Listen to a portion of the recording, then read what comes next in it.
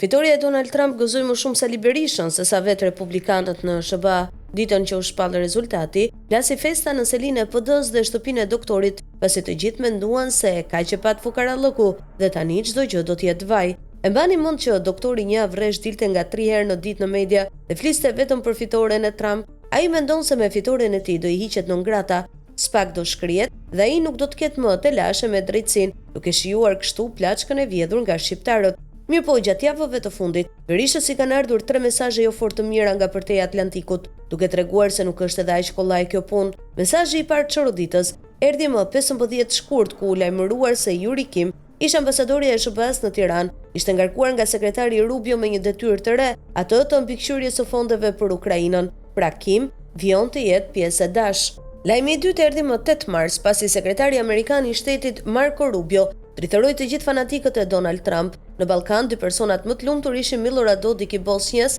dhe Sali Berisha I Shqipërisë, të dy non grata dhe nënhetim nga drejtësia.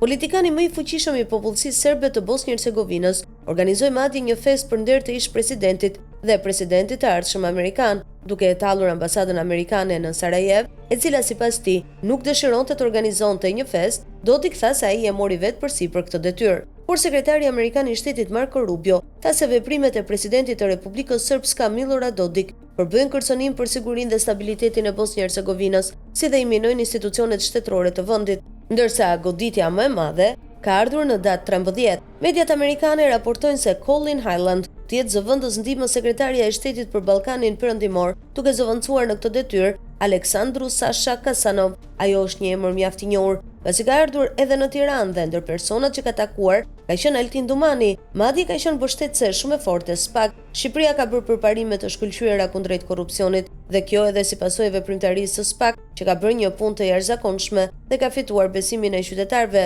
Ky është një sinjal I fortë për investimet dhe kjo sjellje është e rëndësishme për bashkimin me BE, ka thënë ajo gjatë një vizite në Tiranë në shtator të vitit 2024, pra duket se Berisha nuk do ta ketë aq të lehtë arrit tek ajo që dëshiron, pasi po I dalin shumë pengesa.